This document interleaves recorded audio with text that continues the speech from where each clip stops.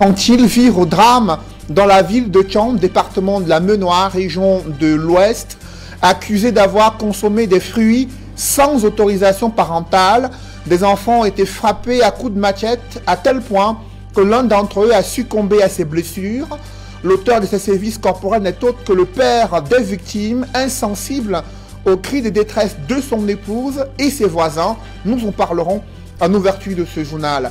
À 3 jours du scrutin présidentiel au Congo-Brazzaville, des risques de violence électorale planent sur ce pays d'Afrique centrale. Des candidats multiplient les appels à la paix durant le jour du vote prévu dimanche 21 mars 2021. Écho de campagne électorale dans la page internationale du 20h.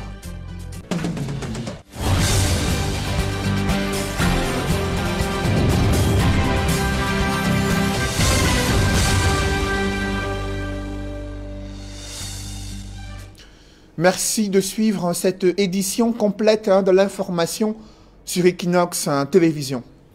Ils étaient loin de se douter que la consommation de la banane leur ferait subir de tels sévices corporels. Des enfants frappés à coups de machette durant toute une nuit dans la ville de Thiam. C'est la punition du père de ces enfants, au point où l'un des enfants victimes de ces sévices corporels a succombé à ses blessures dans un hôpital. Le père bourreau de ses propres enfants a été interpellé. Son épouse a eu du mal à comprendre comment de tels actes de maltraitance ont été infligés à ses propres enfants. Reportage, le Clé de Sakem. Ici repose le petit Fonke Wilson. Il était élève en première année au lycée technique de Thiam. Il a subi les foudres de son papa qui, à coups de machette, l'a battu à mort et blessé grièvement 2 autres enfants qui n'ont eu la vie sauve que grâce à l'intervention médicale. Les faits remontent à la nuit du dimanche 14 mars dernier. Nous sommes à Meka, un village du groupement Fureke Thiam. Monsieur Taponjou retourne chez lui au cœur de la nuit et fait un constat. Mon mari est rentré à 1h du matin. Il est parti regarder son piège de souris. Arrivé là où il y avait son piège de souris était posé, il a constaté qu'il y avait le pot de banane là-bas. Il m'a demandé celui qui a mis ses pots de banane. J'ai dit que je ne savais pas celui qui a mis ses pots de banane. Il a alors dit, dans ce cas, il va réveiller tous les enfants, comme ça les enfants vont lui dire celui qui a mis ses pots de banane. J'ai dit, il faut attendre le matin. Il m'a dit non, il ne peut pas attendre le matin. Il a alors allé réveiller tous les enfants. Il a demandé aux enfants, les enfants ont dit qu'ils ne connaissent pas celui qui a mis. Il a dit alors que si vous ne me dites pas, je vais vous bastonner comme ça se doit ici à la maison, vous allez me dire. Il va alors décider d'infliger une correction à sa progéniture, passant de la menace à l'acte. Il est allé dans la chambre, prendre la machette, ayant déjà fermé les portes et il a mis les clés dans les poches. Il a pris la machette, il a coupé les cordes sur sa moto. Il a déshabillé les enfants. Il a déshabillé les 4 enfants. Il les a attachés les mains et les pieds. Il a commencé à les fouetter. Quand j'ai crié, il m'a aussi donné le coup de fouet de machette. Que madame, allez vous coucher dans votre chambre. Je suis allée me coucher dans ma chambre. Après, quand il a détaché 3 enfants, il les a dit d'aller se laver et aller se coucher. Les 3 enfants se sont lavés et il y avait encore, celui qui est mort là est resté encore attaché. Même l'intervention du chef de quartier et autres ne lui feront pas battre en brèche. Le jeune Wilson rendra l'âme par derrière au moment où les 2 autres ont été conduits d'urgence dans un hôpital de la place pour des soins. Comme il avait déjà arrêté de fouetter les enfants, il est parti se coucher. J'ai regardé, j'ai vu comment il dormait profondément. C'est là où j'ai fouillé ses poches. J'ai pris les clés, j'ai ouvert la porte et je suis sortie. Que je ramène alors celle qui est trop souffrante là à l'hôpital. Il est remonté vers 7 h, me dit madame, ton cadavre à la maison, tu peux aller l'enterrer. Voilà ce qu'il m'a dit. L'une des rescapées sur son lit d'hôpital est traumatisée par les faits. Il nous a réveillés. Il nous a dit que qui a nous lancé le coup de balle. On a dit que ce n'est pas nous. On a dit qu'il nous a donné une minute pour qu'on réfléchisse. Après une minute, il a dit que bon, comme on n'a pas dit à personne qui a lancé, qu'on va taper tout le monde. Le bourreau va fondre dans la nature après son forfait pour se réfugier à Motengene dans le sud-ouest Cameroun, d'où il sera rattrapé par les éléments de la brigade territoriale. Il passera aux aveux complets. Était en train de voler et depuis que je suis né, moi je ne vole pas. J'ai voulu redresser comme mon propre papa m'a redressé. Je l'ai aussi attaché comme on m'a attaché pour me taper. Subitement là, il s'est décédé. Dans le village, nous sommes là où un père a froidement assassiné son fils de 11 ans. Quelques heures après, son épouse reçoit l'appel de son patron lui faisant état de ce que si son mari part en prison, elle va rester souffrir. C'est cette intuition que nous avons eue en alerte de poste gendarmerie de Motengene pour qu'il puisse l'interpeller et qu'il vienne répondre de cela. En attendant de boucler les enquêtes, il reste entre les mains des forces de sécurité et sera transféré dans les jours qui suivent devant les autorités compétentes. Une bien triste page pour cette famille qui ne se remettra pas aussitôt de ses blessures. Le monde est formidable. Vivons seulement. Cela fait plusieurs jours que des élèves ont du mal à suivre des cours au collège polyvalent Susana situé à Brazzaville dans le 3e arrondissement de Douala. Et pour cause, des enseignants ont déserté les salles de classe pour s'insurger contre la dégradation de leurs conditions de travail entre salaire de catéchistes, harcèlement moral et abus d'autorité. L'intervention et l'arbitrage des autorités en charge de l'éducation n'a pas permis de calmer les esprits et cela risque d'impacter sur les performances de ces élèves durant les examens officiels qui interviennent d'ici quelques mois. Des précisions dans ce reportage de Dallas Kana et Vivien Tonfac. Collège polyvalent Susana, à Douala-Brazzaville. Des élèves abandonnés à leur triste sort s'indignent à partir des balcons. Depuis lundi 16 mars dernier, ils n'ont pas vu l'ombre d'un enseignant dans leur salle de classe. En cause, un mouvement d'humains entamé par les seigneurs de la craie pour exiger la fin des injustices qu'ils subissent depuis des années.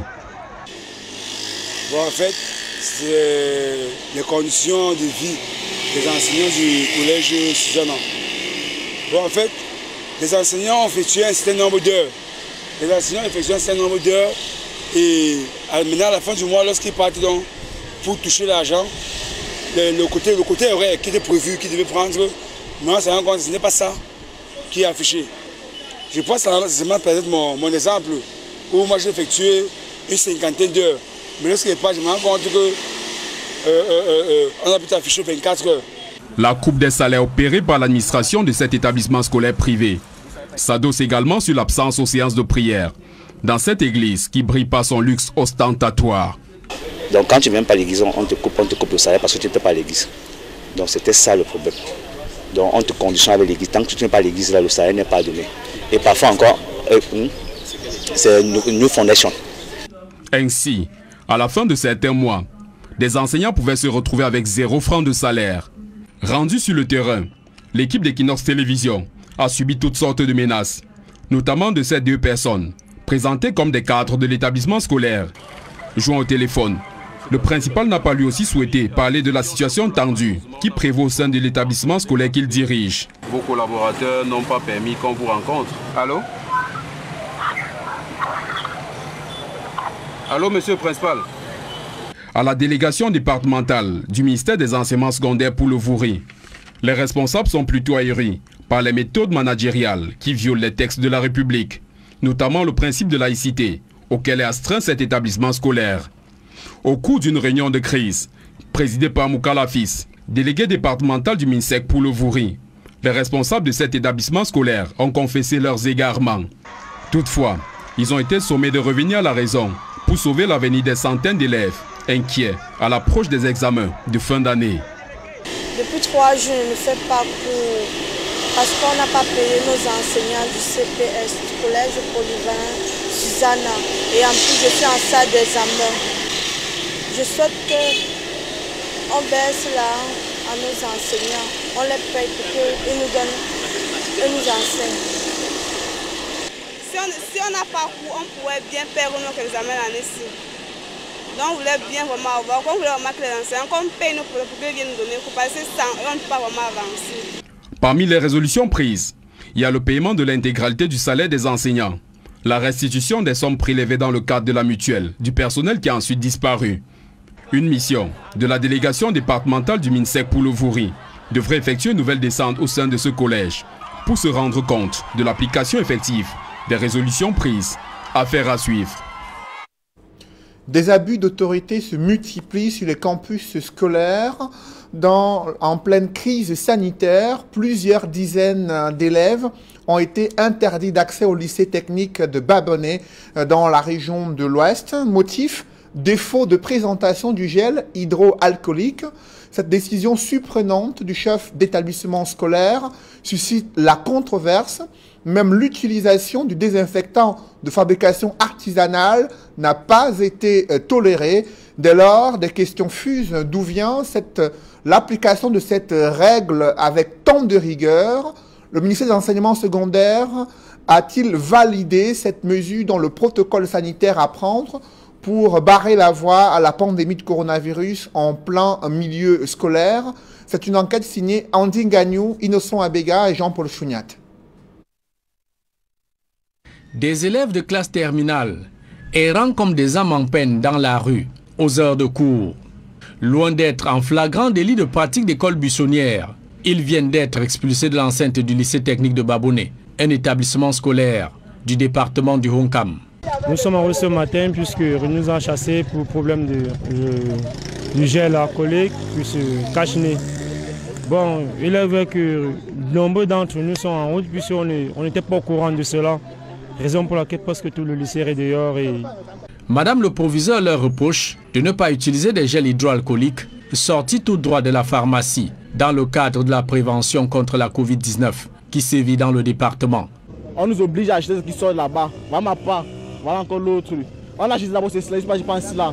On refuse. Maintenant on nous confine, on reste à la maison. Je ne sais pas pourquoi on nous tourne comme ça. Il y a des kits pour laver les mains, des savons et tout ça. Vraiment cela est respecté. Mais c'est au niveau des gels que nous demandent maintenant d'acheter, que nous n'en avons pas. On s'est levé un coup comme ça, on nous demande de l'acheter et on n'en a pas. La mesure sortie de nulle part choque les concernés et leurs familles. Aîné d'un de ses élèves, ce conducteur de moto est dans tous ses états pour cette décision qui pénalise tous ses élèves par ces temps de conjoncture difficiles. Elle pense que l'argent est facile. On dit avec elle dit que ce n'est pas ça. Elle veut quoi alors? C'est tout le monde qui a l'argent pour parler. Ceux qui peuvent fabriquer, eux fabriquent bien avec, dit que c'est l'eau comment. Il a payé la moto 500 aujourd'hui comme ça pour partir à l'école, aller, retour. Vous cherchez deux gels là, on me dit que ce n'est pas valide. Ne figurant nulle part sur la batterie des mesures barrières réactivées par le gouvernement pour contenir la nouvelle vague de contamination au coronavirus au Cameroun, nous fonçons au lycée technique de Babonnet. À peine nous nous présentons au provisorat, Dame Onomolep Sylvie Isabelle, qui visiblement nous attendait de pied ferme, sort de ses gonds pour nous dire comment et où notre travail aurait dû commencer. Vous devez d'abord commencer ici, pas un reportage sur Babonnet sans mon avis. C'est ça que je dis. Quel Babonnet? Lycée technique de Babonnet. Nous voici au lycée. Vous avez commencé dehors, je dis que passez même une image. Je laisse faire aussi ce que je peux faire. C'est ça que je dis. Ne voulant rien entendre sur notre démarche professionnelle, la patronne des lieux nous envoie balader très loin de son lycée. Je suis comme ça à la source pour demander ce qui ne va pas. Vous avez commencé depuis. Et vous prenez d'abord la vie avant de faire. Quand le reportage était de Babonnet, c'est ça que je dis. Refouler des lieux comme des malpropres. Direction la délégation départementale des enseignements secondaires. Ici, monsieur le délégué sursaute de son siège sur cette instruction de madame Onomolep a imposé les gels pharmaceutiques aux élèves du lycée technique de Babonnet. Il n'y a aucune mesure, n'est-ce pas, qui interdit, qui prescrit l'utilisation des gels dans les salles de classe. La mesure que madame le ministre avait prescrit, c'était qu'il devait avoir des gels dans les salles des professeurs et dans les bureaux. Mais au niveau des élèves, c'est le lavage systématique des mains avant l'entrée dans les salles de classe et le port systématique des masques. Pour quel petit calcul aux intérêts cachés, Madame le proviseur impose ses gels préférés aux élèves du lycée technique de Baboné. Seule une intervention du ministre Pauline Alo-Valionga permettra de voir clair sur cette affaire. Mais entre-temps, des élèves des classes d'examen sont dans la rue en plein deuxième trimestre pour une histoire sans tête ni queue. Parlons de cette crise sanitaire. Les nombres de cas de Covid-19 ne cessent d'exploser dans l'arrière-pays. Déjà, 4 personnes décédées des suites de Covid-19, parmi lesquelles un personnel de santé dans la ville de Konsamba, notamment l'hôpital régional de Konsamba, là où autorités sanitaires ont multiplié les descentes sur le terrain afin d'attirer l'attention des populations sur la nécessité de respecter les mesures barrières et surtout de se faire dépister en cas d'apparition des premiers symptômes. Des précisions dans ce reportage de Cyril Djemba et Julienne Berthe-Bissaille. Dans la cour de l'hôpital régional de Konsamba, des personnels de santé observent une minute de silence en la mémoire de leurs collègues décédés après avoir contracté la maladie à coronavirus. Comme ce médecin, 3 personnes ont aussi perdu la vie sur les 200 patients testés positifs dans cette partie du pays. Une montée fulgurante des chiffres qui a contraint le délégué régional de la santé pour le littoral à y effectuer une descente mano militari. Sur place, le docteur Mambo Maka Albert réitère l'importance du respect des gestes barrières pour se mettre à l'abri de ce tueur silencieux. Également en visite à l'hôpital de district de Konsamba, le délégué régional de la santé constate avec regret le manque de personnel et d'un centre de prise en charge des patients atteints de Covid-19. Des doléances qu'énumère ici la direction de l'hôpital. Nous n'avons pas encore un centre de prise en charge digne de son nom, mais nous avons un centre d'isolement qui permet de garder les personnes avec les symptômes modérés, qu'on met sous traitement dans la formation sanitaire. Et cet espace est un peu petit parce que c'est souvent rempli à 75-100% chaque jour, ce qui nécessite vraiment, comme nous avons dit au monsieur le délégué, nous voulons notre centre de prise en charge, au moins se prendre les cas légers, les cas modérés. Avec plus de 2500 cas positifs enregistrés au Cameroun, le délégué régional de la santé pour le littoral appelle les Camerounais à se préserver en respectant les mesures barrières. La capitale régionale du Sud est elle aussi confrontée à un regain de contamination au Covid-19. En l'espace d'une semaine, près d'une centaine de cas ont été enregistrés. C'est la conséquence du relâchement dans le respect des mesures barrières. C'est le constat que font nos reporters Roger Takala et Nadine Yambou. À Ebolova, dans la région du Sud, les populations subissent de plein fouet les conséquences du relâchement des mesures barrières contre le coronavirus. Dans les rues, espaces marchands et agences de voyage, le non-respect de la distanciation sociale, le port du masque et le lavage des mains sont bafoués par les usagers, s'exposant au risque de contamination. Le cache-nez, nous on porte ça au sud parce que le gouvernement nous oblige à le porter. Comment tu vas respirer en portant un tissu qui te couvre le visage? Je ne sais pas. Si on va continuer vraiment à supporter, c'est plutôt les cache-nez là qui vont nous tuer. À l'entrée de plusieurs administrations publiques et même entreprises, le dispositif de lavage des mains est quasi inexistant. Or, la ville d'Ebolova est confrontée à une recrudescence des cas de coronavirus ces derniers jours. En l'espace d'une semaine, plus de 80 personnes ont été dépistées positives. En ce mois de mars 2021, le chef-lieu de la région du Sud franchit la barre des 1000 cas avec une vingtaine de morts. Face à l'augmentation fulgurante de nouvelles infections, le gouverneur de la région du Sud s'est rendu dans les marchés, agences de voyage, pour mettre en garde tous ceux qui ne respectent pas les mesures barrières. Je ne veux plus voir dans notre région des gens qui ne portent pas de masque du tout ou qui portent le masque sous le menton. C'est pour ça que je suis venu vers vous pour vous en parler. Ce n'est pas une fantaisie, parce que la maladie est bien réelle. Félix Ngelengele insiste par ailleurs sur le port du masque lors des manifestations publiques. Au cours d'une réunion de crise avec les responsables d'agences de voyage et transporteurs, le gouverneur de la région du Sud a rappelé la nécessité de mettre en pratique les mesures gouvernementales. L'église à Ebolova a également été appelée à jouer un rôle capital dans la lutte contre cette pandémie mondiale en prêchant un message responsable et à veiller à l'application du strict respect des gestes barrières. Devant cette progression de la pandémie de Covid-19, l'administration du vaccin AstraZeneca est-elle la priorité? Non, répond le Conseil scientifique des urgences de santé publique qui exhorte le gouvernement à attendre un délai d'observation supplémentaire pour apprécier l'évolution du vaccin à travers le monde. Selon ces experts, la priorité doit être la création d'un système national de gestion de l'épidémie afin de maîtriser la progression du Covid-19 au Cameroun. Mitterrand et Donald Brice Kamgan. Son avis a été attendu après la controverse liée au vaccin AstraZeneca. Après réunion, le Conseil scientifique des urgences de santé publique demande, je cite, un délai supplémentaire d'observation avant l'utilisation éventuelle du vaccin au Cameroun. L'organe consultatif logé au ministère de la Santé publique dit avoir ouvert des investigations qui lui permettront de réexaminer la pertinence de l'utilisation du vaccin suédo-britannique en terre camerounaise. Combien de temps faudra-t-il? Le rapport d'une page transmis au gouvernement est muet sur le sujet. A l'inverse, le Conseil scientifique révèle des défaillances des pouvoirs publics sur la lutte contre la pandémie. L'instance note que le pays n'a pas de système national de veille épidémiologique. Il est urgent de le mettre en œuvre, recommande le pool des experts qui détaille les composantes d'un tel système. D'abord, la conduite des enquêtes de séroprévalence pour estimer l'ampleur de l'immunité collective.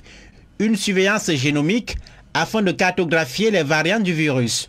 Et enfin, un contrôle de qualité systématique des médicaments utilisés dans le protocole national de prise en charge des malades. Le Conseil conclut par ailleurs que les mesures barrières en vigueur dans le plan de riposte national sont les moyens les plus efficaces contre le Covid-19, les vaccins en cours d'administration ne garantissant pas la rupture de la transmission du virus. Dans le reste de l'actualité, c'est un statu quo à l'Assemblée nationale. Kavaï et Guédibril remplit au perchoir avec 147 voix exprimées en sa faveur contre 15 bulletins nuls. À peine plébiscité, le président de l'Assemblée nationale témoigne d'abord sa gratitude au chef de l'État. Compte rendu, Joël Essengue et Aïk Cyril. Pas de suspense à l'Assemblée nationale. Je déclare élu président de l'Assemblée nationale du Cameroun le très honorable Kavaï Djibril. Seul candidat à sa propre succession, Kavaï Djibril remporte le scrutin avec 147 voix pour et 15 bulletins nuls sur un total de 162 votants. Installé au perchoir, le président nouvellement élu remercie non pas ses électeurs, mais plutôt le président de la République. Ma profonde gratitude, je l'adresse humblement et avec déférence à son Excellence M. Paul Biya, président de la République du Cameroun, chef de l'État. Je lui dis infiniment merci. Encore merci et 3 fois merci. Sur les raisons des remerciements adressés à Paul Biya plutôt qu'à ses électeurs, Kavaï Djibril s'explique. En m'accordant l'investiture du parti pour l'élection qui vient de se dérouler, il a une fois encore manifesté sa très haute confiance à l'endroit de mon humble serviteur que je suis. Malgré tout, Kavaï Djibril promet d'être le président de tous les députés, qu'ils soient de la majorité ou de l'opposition. Que vous soyez du RDPC, la parti majoritaire, ou de l'opposition, comme on parle le passé, je serai toujours et pour tous le président de l'Assemblée nationale du Cameroun. Député depuis 1970, Kavaï Djibril, 81 ans, est élu pour un énième mandat à la tête de l'Assemblée nationale du Cameroun.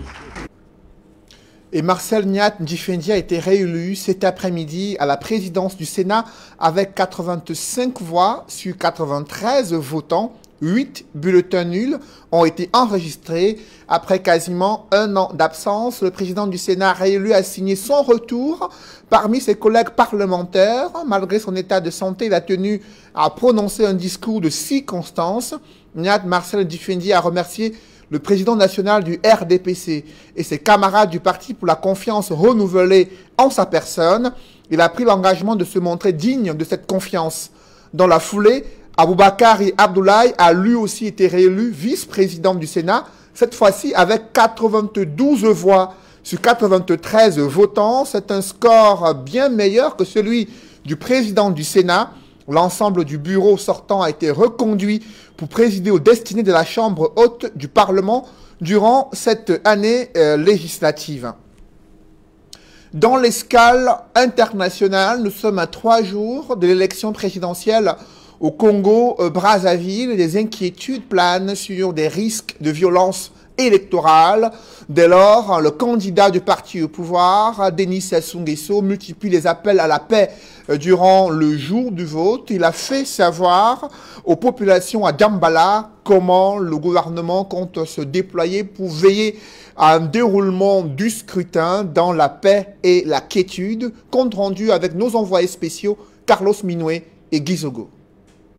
Alors que la campagne électorale pour l'élection présidentielle en République du Congo touche à sa fin, l'avant-dernier meeting du candidat Denis Sassou Nguesso à Djambala, dans le département des Plateaux, dans le nord-est du pays, lui a offert l'occasion d'insister avec emphase sur la paix. Pour le candidat du Parti congolais du travail PCT, cette attente est formulée par l'ensemble des populations congolaises. Il faut que nous consolidions la paix dans notre pays pour qu'il nous soit possible ensemble de poursuivre la marche vers le développement. La paix et la paix toujours. Mais l'insistance du président sortant congolais se fonde certainement sur la connaissance qu'il a des réalités de son pays où les épisodes violents ont souvent émaillé son histoire. L'assassinat du président Marian Ngouabi en 1977, la guerre civile en 1997 et la guerre dans le Poul en 2017 en sont des illustrations parfaites. Loin de ce que ce tumulte se reproduise, Denis Sassou Nguesso fait le pari d'un scrutin qui se déroule sans encombre. Le 21, tous,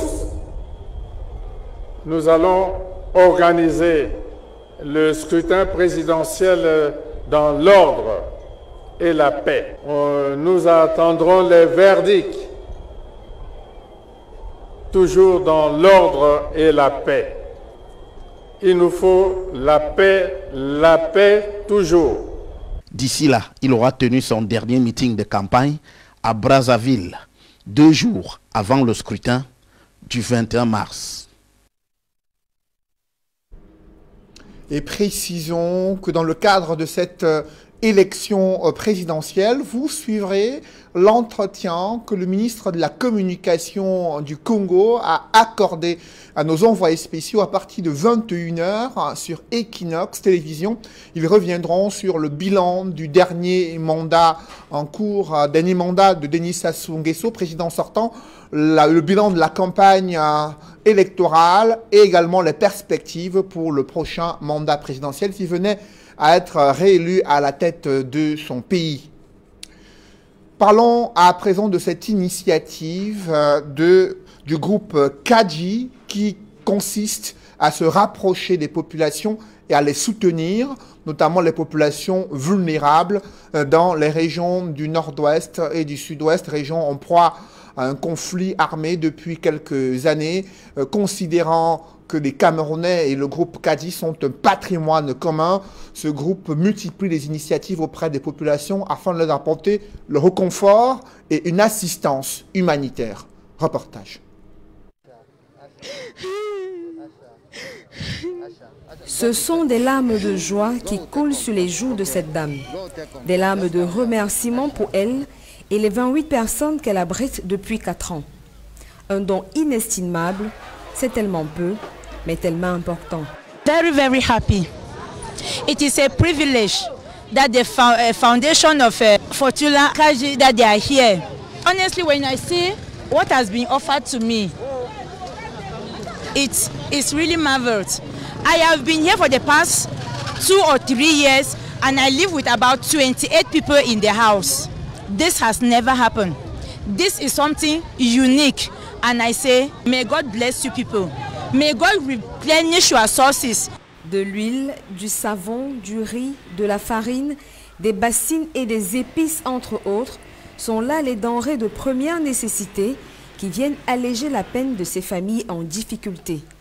Elles sont au total 135 familles qui ont reçu chacune ce don de l'Union camerounaise de brasserie et la fondation Fouatoula Kaji-Defosso en partenariat avec le réseau de lutte contre la faim au Cameroun, Reloufa, dans le cadre de la campagne de solidarité lancée depuis le début de l'année 2021. Le déploiement de cette campagne a commencé dans la ville de Tchang, où nos frères et sœurs ressortissants du nord-ouest et sud-ouest, résidant dans la ville, ont été comblés. What I've discovered today has been so interesting. So many groups have come with food to distribute, but the impression I want to have here first is the organization. For the 4 years that I've been here, this is the food that I'm taking as an IDP. We have been seeing food, but we don't have it. But your organization has been so wonderful. The inspiration that we want to give to God is that what Kaji and his partners are doing to us today, we want to believe that it is unformidable, because when God has blessed them and they have come to bless us like this, I think it's so wonderful. And the word that we want to say is that Kaji should understand that he is dealing with people, and the prayer of people are saying that the sky should be the limit. As the sky should be a limit, you continue to cater for the people like you are doing. Pour la réussite de cette opération, le Reloufa, partenaire terrain pour cette initiative, nous donne ici son niveau de satisfaction de cette première étape. I am very satisfied with what I just witnessed here in Tchang, because the Kaji Foundation and Reloufa came together to give assistance to internally displaced persons who are living in Tchang, coming from the northwest and the southwest regions. From the testimony of the displaced person, they have shown their satisfaction through words and the emotions that I've seen. We identified actually 135 families. So these 135 families are representing almost like 7,000 people, because there are families with at least maybe 7 people in the house, 8 people. Après les populations de la zone du nord-ouest dans la ville de Tchang, la caravane de solidarité du groupe Kaji, menée par les responsables du groupe et la fondation Fouatoula Kaji-Defosso, s'est arrêtée dans l'arrondissement de Fiko à Souza pour apporter la même chaleur aux populations en difficulté et aux déplacés internes de cette région. Que la fondation vient témoigner son élan de cœur vis-à-vis de nos frères et sœurs. Ce que la Fondation Kaji a fait aujourd'hui mérite d'être salué, appuyé, encouragé, car ce n'est pas tous les jours que nous voyons de tels actes vis-à-vis de personnes qui en ont besoin. Je voudrais donc remercier très sincèrement cette fondation qui a donné de la joie ou bien du sourire à nos populations ici à la commune de Bonalé à ce jour, et qui va continuer en densifiant cette solidarité vis-à-vis d'autres personnes. Un geste très important pour eux, et c'est avec le cœur plein de joie que les populations ont dit 1000 fois merci à la Fondation et au groupe Kaji. About these goods of today, never in my life, I've never experienced this before. This is my first time, so I'm very glad. I don't know how to say thank you to these people who are giving us, who are really helping us to do 1 or 2 things. Thank you very much. I want to appreciate and to encourage others. Population of Souza, IDP, we are greatly overwhelmed with the Kaji Foundation for this wonderful gesture that they have come to help us, to help mostly the displaced people. Count your blessings, name them one by one. Count your blessings, see what God has done.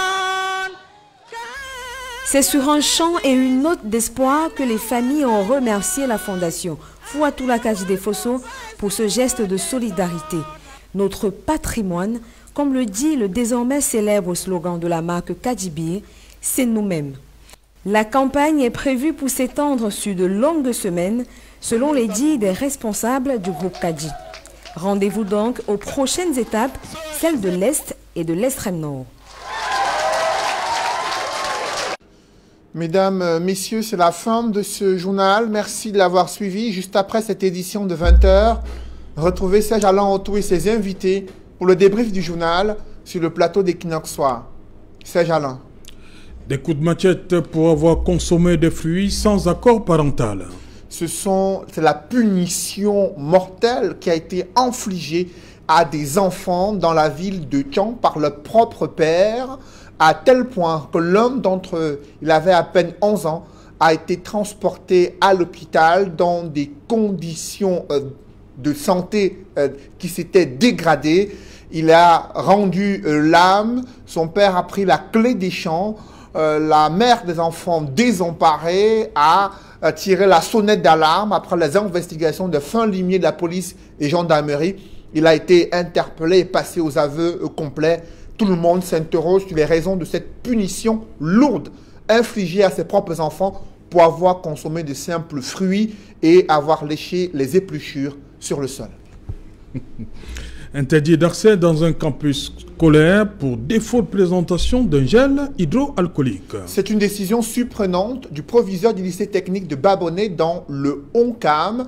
Même l'utilisation d'un désinfectant de fabrication artisanale n'a pas été tolérée par le proviseur. Durant nos enquêtes, elle a refoulé l'équipe d'Equinox Télévision qui a poursuivi son enquête, est allée auprès des autorités en charge de l'éducation dans le Oncam. Celles-ci ont désavoué le proviseur. Il n'existe aucune disposition légale qui somme les élèves de présenter le gel hydroalcoolique avant d'accéder aux classes.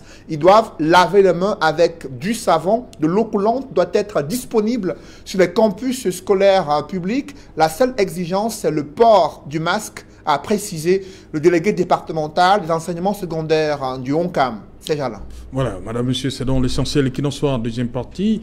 Bonne soirée à vous, Cédric. Je vous souhaite une bonne soirée, c'est Jala. Bon week-end à vous également. Et un agréable week-end à vous aussi. Rendez-vous lundi. 20 h. Dans un instant, madame, monsieur, la suite. Equinox.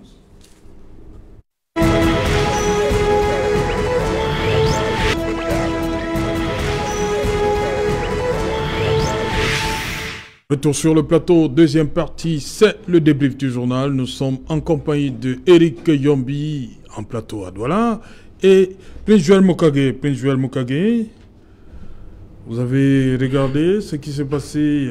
On commence par la maltraitance. Hein? Ça vous est souvent arrivé de subir une telle punition parce que peut-être vous avez ouvert la marmite, hein? C'est ça? Mais pas jusqu'à ce stade quand même. Hein. Sure. It's very normal that parents used to feel that the cane is the only way to sanction children. I've also been sanctioned. I've been sanctioned by my mom. But I think that going to the extent to kill a child, this is the first case I'm getting, that a parent, a biological. I think that maybe if the investigation could still continue, they may still need to find out whether the man who killed that child is a biological father of the child. Because I will not understand how a father would take a machete and kill his own child because of mango. It is not heard. It's not of anywhere where people are looking for children all over that a father kills his own child. I think that, Serge, there is more to this than meet the eye. There is more to it because it doesn't enter my ear very well. Voilà, une punition excessive, Eric Gambé. C'est malheureux hein, qu'on en arrive là. C'est malheureux parce qu'on a un enfant qui décède dans un environnement où il y a beaucoup de personnes, d'adultes qui aimeraient eux-mêmes être des parents. Vraiment, qu'est-ce que c'est difficile. Mais c'est également un appel à tous les parents pour que, de manière modérée, lorsqu'ils veulent infliger une sanction aux enfants, franchement, qu'ils fassent preuve de retenue. Parce qu'aujourd'hui, les faits sont là. Il ne peut plus avoir son fils, son enfant, malheureusement. Donc, nous invitons les parents à être modérés. Sanctionner, oui, mais vraiment de manière suffisamment douce, de manière sage. René Itamouna, vous avez regardé également cet élément qui nous vient du département du Onkam, je crois bien. René Itamouna, votre sanction, votre appréciation des faits qui ont été présentés dans le journal de Sédhiou Noufoulé. On sait comment, dans votre société où vous vivez là-bas, comment ce genre de faits ou bien de gestes peut être interprété, peut être sanctionné. Si ça avait été là-bas aux États-Unis. Très gravement sanctionné. Vous savez, ici on sanctionne même les crimes commis sur des animaux domestiques, à plus forte raison sur des enfants de cet âge-là. Peut-être que le père souffre d'une maladie mentale qui n'est pas déclarée. C'est très malheureux. Moi-même, j'ai des enfants, des neveux, et voilà, c'est très dur d'apprendre de telles choses. C'est très dur. Très dur. Vraiment, c'est un appel qu'il faut lancer, comme M. Yumbila vient de le faire, aux parents, aux aînés, de vraiment prendre soin des plus petits autour d'eux et de vraiment ne pas lever la main au point de prendre, d'ôter la vie à des plus petits. C'est très dur. La justice, quel sort peut être réservé à ce genre d'acte pour un parent qui va peut-être vous dire que bon, il ne s'attendait pas au pire, hein? Est-ce que prendre la machette déjà pour corriger un enfant, est-ce que ça passe dans votre tête? No, I think first of all that the law is a law, and ignorance of the law is no excuse. If they say that do not urinate here, and you urinate and say you are an illiterate that you could not read, the law sanctions you. The first thing is that a father decides to punish a child and thinks that a machete is one of the tools through which the child can be punished. It already shows a kind of intention. Il a vu ça à la télévision. A father? How can... we are talking about not a child. If it were a child who killed a father, would have said, okay, the child may have been influenced, because there's what we normally call in journalism the cultural theory, where people tend to react based on what they see on TV. But this is a mature man. Okay. It's not a child. Now, if it were a child, it's a different case. I think that, Serge, from the report I got, apparently the father is on his heels. But now, he cannot actually run too far because the law needs to take its course. You've killed a child. And in the law, they will no longer look at it that it's your child. You have killed a Cameroonian. And the law will be sanctioning you for murder, not the fact that you've killed a child. So, and I think that this should go like an eye-opener, just like Eric was saying. It should act as an eye-opener to most parents. At times, you do not actually punish a child with a cane. There are so many ways of punishing a child. And there are so many ways of rewarding a child. There are parents who tell their children, if you pass your GCE A level or O level, I'll buy you a phone. And the child wants to pass that exam because you buy that child a phone. And there are children you tell them, if you do not, for parents who are rich, they will tell the child, for instance, if you do this, I will not give you allowance I used to give you weekly. The child is bound not to do that. And for some poor children come from poor homes, their parents will like say, okay, if you do this, you will not eat your food. So the child is bound to follow these measures. I think that in 2021, we should not still be believing that the cane is a way out, is a way of sanctioning parents until the extent that you use a machete and kill your own child. Ok, ce cas de maltraitance sont rectifiés, hein, a plutôt lieu dans la ville de Tchang. On va donc aller dans le département du Onkam, où vous avez vu les élèves du lycée technique de Babonné qui sont interdits, hein, comme disait Jean-Paul Chouniat, pour défaut de présentation de gel hydroalcoolique. C'est surréaliste, là. Oui, c'est... Vous savez, dans le monde de l'éducation, il y a beaucoup d'aventuriers. Certains les appelleraient même des parvenus.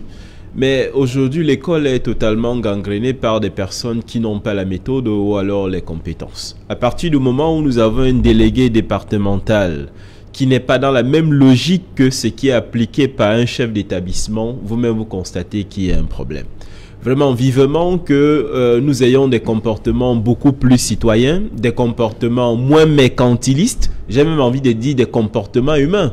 Parce que à partir du moment où on est dans des zones où il y a des difficultés vraiment financières importantes et surtout qu'il y a des mesures précises, adéquates qui ont été prises, c'est-à-dire avoir de l'eau et du savon au sein de l'établissement, précisément parfois à l'entrée de certaines salles de classe, je pense qu'on peut se donner déjà la mesure, n'est-ce pas, pour gérer ces choses autrement. À partir du moment où on exige un gel, et semble-t-il, ça viendrait, n'est-ce pas, d'un endroit, d'un espace de l'établissement, on peut bien s'imaginer qu'il y a un main de l'administration derrière qui gérerait quelque chose. Et vraiment, sur cette base, c'est nauséabond. Vivement qu'on soit débarrassé de ce genre de comportement au sein de l'école. L'école souffre énormément en ce moment, qu'on ajoute encore à ceci, n'est-ce pas, des problèmes qui n'en valent pas la peine. Ok, René Itamouna, sur cette situation, interdit d'accès dans le campus parce que ils n'ont pas présenté de gel hydroalcoolique. Cela se passe de commentaires, hein.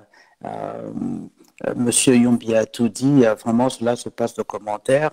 Ça me fait penser à des professeurs émérites que nous avons connus dans le secondaire, les proviseurs Ntom Edouard, les censeurs Imele, Madame Nengue, les professeurs Ngando, les professeurs Boleboutak et les professeurs qui nous ont formés, qui nous ont fait respecter notre vie scolaire, qui nous permettaient de respecter l'enceinte de notre établissement scolaire. Je ne comprends pas comment aujourd'hui on en arrive là.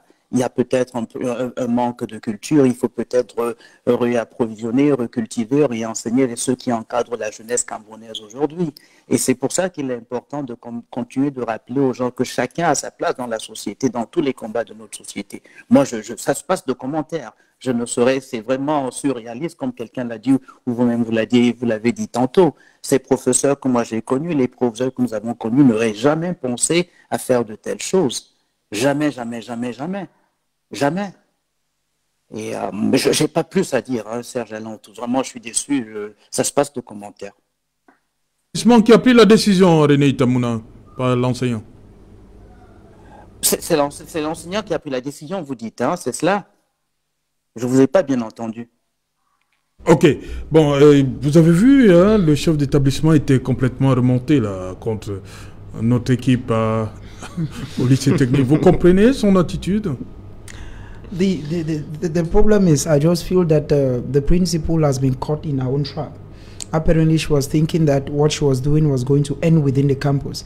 And having cameras come on. C'est après notre tournée, yes. Après le 20h that's what I'm saying. Sure. Because the truth is that, Serge, we should be able to say that the media remains a very powerful tool. Because each time you present yourself, I went to Mbongo where I cover the story. Now, each time you present yourself to an authority that I am, the word journalist creates a lot of problem in Cameroon. Okay, even though Cameroonians are still to understand the mind of what they call the fourth estate. So I think that the principal could not react. First of all, because how do you explain that you oblige students to bring hand sanitizers? It's not an obligation. I believe that when this thing started, there are ways, like he was saying.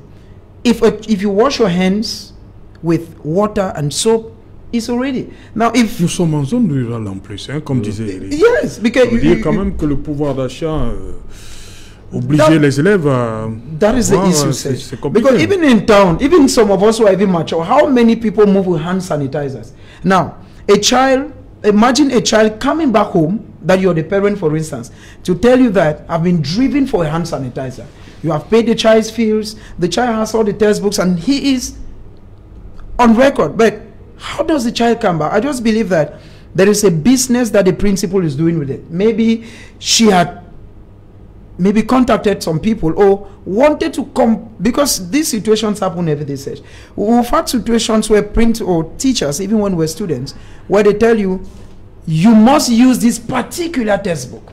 You must use this particular handbook. Why? Because the person who comes with the book has stricken a deal with the principal, and the principal, for instance, if the book is 1.5, if she sells even 100 of those copies, she may be having even 300 francs in a copy. So I still believe that there is something in this thing. I do not see how a principal can send off students because they don't have a hand sanitizer. René Itamouna, on fait notre dernier tour de table. René, dites-nous comment on sort de la crise anglophone. Merci encore. On sort de la crise très humblement. Il faut que tous les acteurs de notre vie sociale et politique redeviennent un peu humbles. Les accusations de qui a fait mal, qui n'a pas fait assez, ne suffisent pas aujourd'hui, ne nous amènent nulle part. Il faut que nous comprenions s'il est possible, quelle est la stratégie que le gouvernement a adoptée, voir comment chacun de nous, dans son quotidien, peut l'accompagner, que ce soit les acteurs politiques ou les entrepreneurs ou encore les travailleurs sociaux ou les journalistes ou les autres acteurs de notre vie société civile. Il faut vraiment que nous soyons humbles. S'il y a des solutions qui sont près de la main, il faut les prendre. S'il y a une main qui est tendue, il faut aller vers cette main-là et l'adopter. Le président a parlé d'un changement graduel. Cela ne veut pas dire, j'allais répondre tantôt à M. Mukwege, cela ne veut pas dire que toute la panoplie de solutions qu'il a peut-être adoptées jusqu'aujourd'hui ont complètement marché. J'imagine que le président et son équipe sont en train d'imaginer des solutions additionnelles, de même que les amis de l'extérieur vont apporter leurs propositions. Mais comme M. Yombi l'a dit tantôt, et j'apprécie vraiment son point de vue, il faut également trouver au niveau du Cameroun des acteurs majeurs qui peuvent participer à résoudre ces problèmes-là. Nous sommes, je pense, dans la plupart d'entre nous qui vivons à l'étranger, les Camerounais de la diaspora, disponibles aussi pour travailler à la résolution de cette crise. Vous savez, nous aux USA, nous avons quelques-uns de ces acteurs-là ici. L'environnement social camerounais aux États-Unis a été pourri.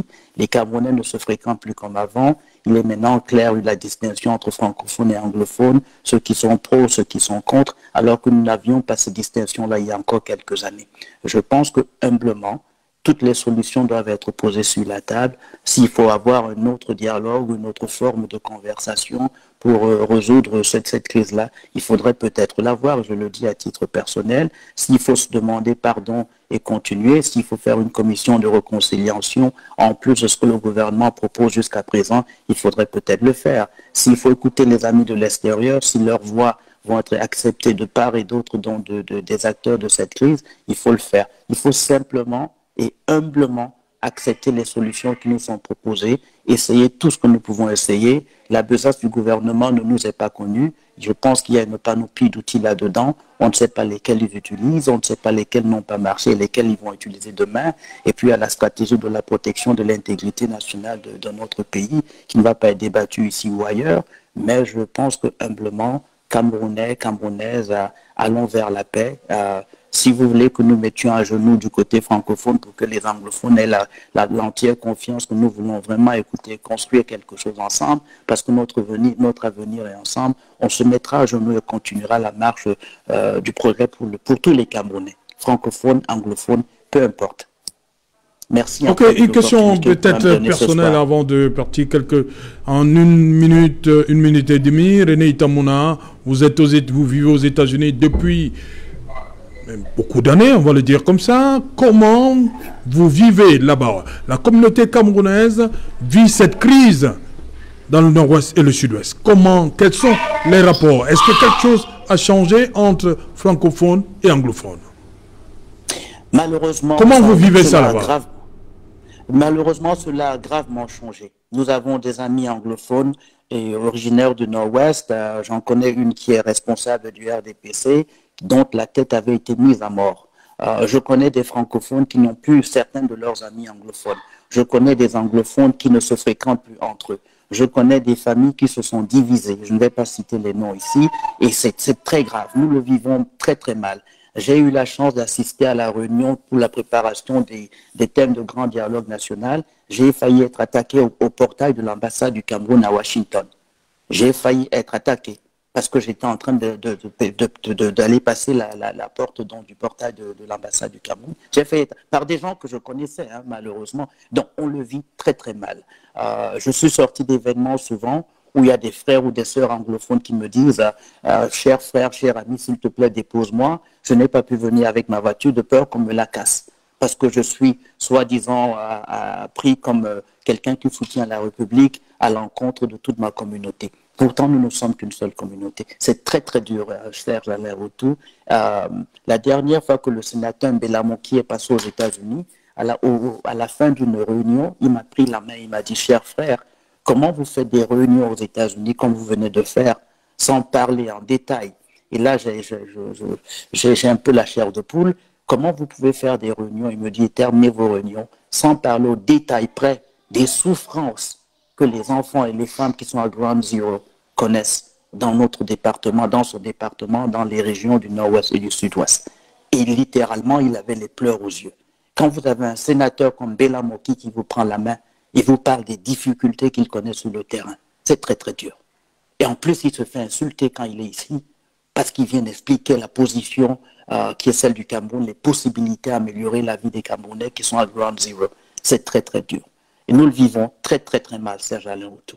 Et je vais profiter pour dire une seconde là, sur un petit mot sur la vie politique du RDPC. Nous sommes en train, comme le reste du parti au Cameroun, en train de faire dans nos commissions de validation pour voir à quel niveau nous sommes avec nos organes de base, qui est encore membre, qui n'est pas membre, où sont les nouveaux membres. Et même dans cet exercice-là, on se fait traiter de tous les noms d'oiseaux quand on reprend contact avec les membres de la base.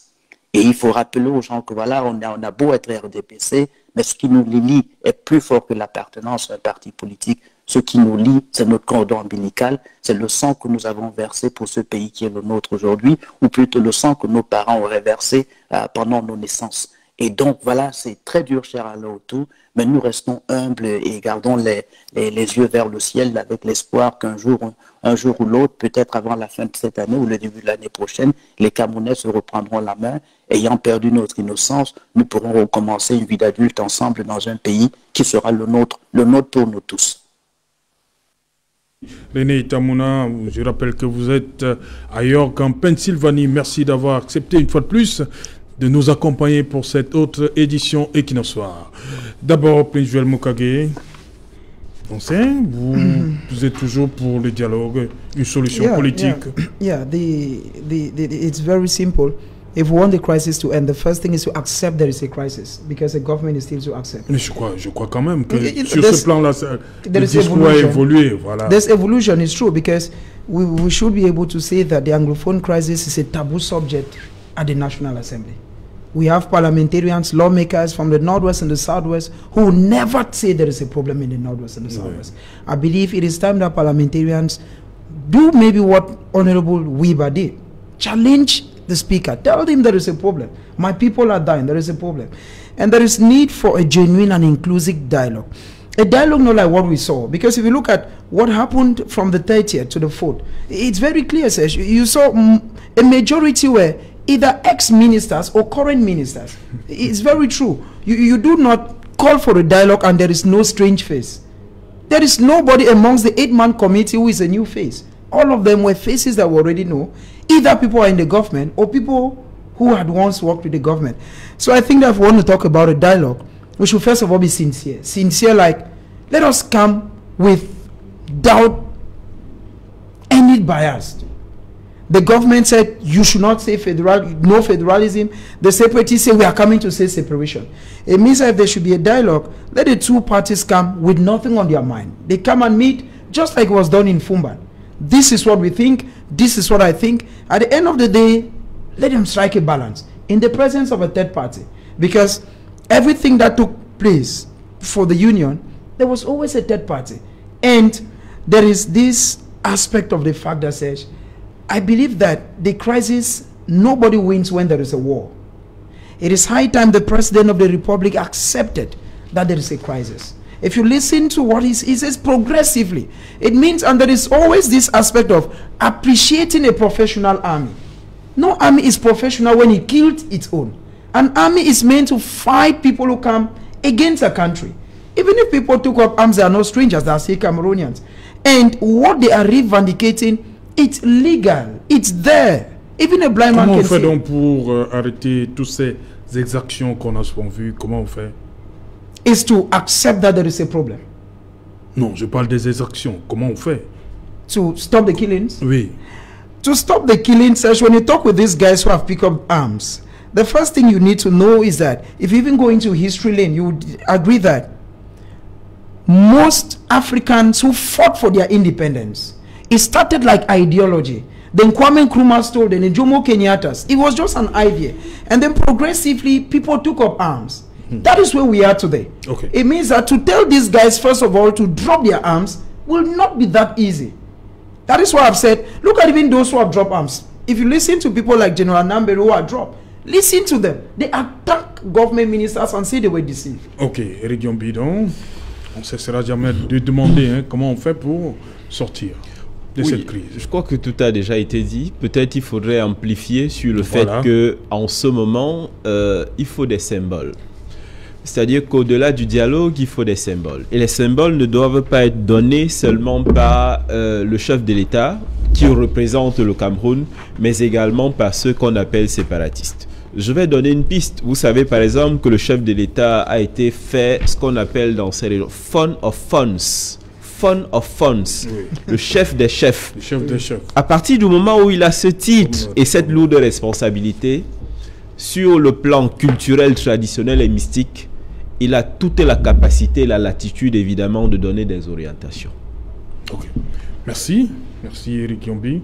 C'est moi qui vous remercie. Voilà. Merci à vous, Prince Joel Mokage. It's a privilege being the sesh. I always greet my second family in Suza, the divisional officer, the CB of Nkapa, and the mayor d'Arajoso, Mpoko NS. Ah, ok. Merci également. Une fois de plus, dire merci à René Itamuna pour sa contribution à ce programme. Merci. Madame, monsieur, on se retrouve demain lorsqu'il sera 19h pour la dernière de la semaine. Bonsoir, Souza.